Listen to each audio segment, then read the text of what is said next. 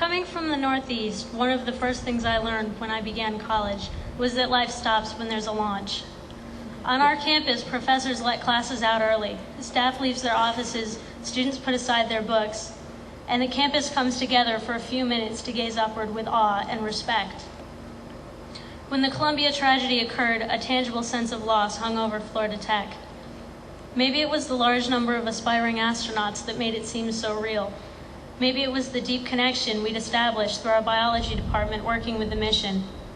Maybe it was a tugging at the historical bonds that tie us with the space program.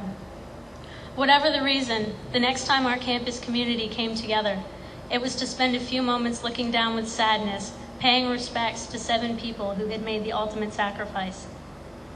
Today we come together again with one major difference. Our tribute is not about remembering a loss.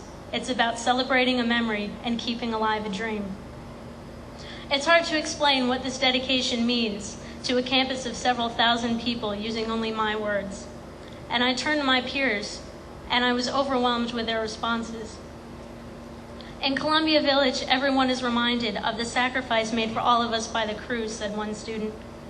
So long as those buildings stand, stated another, they will never be forgotten. Many see the buildings serving to motivate and inspire.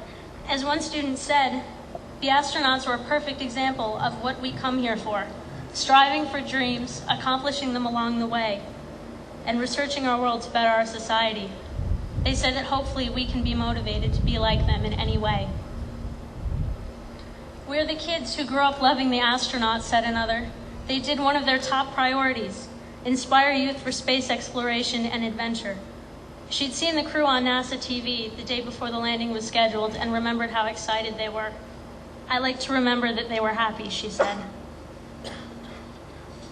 I also received a touching email from an aspiring astronaut who told me about an autographed picture he received a few years ago after becoming an Eagle Scout. It was from a man named Willie McCool telling him to reach for the stars and work hard to make his dreams come true. He was awestruck when he rediscovered it after the accident. This man didn't even know me, he said. He had taken time to congratulate me and I'd thanklessly forgotten about it. I will never forget again. I hope in my short time before you today, I've been able to give a sense of how much this means to us.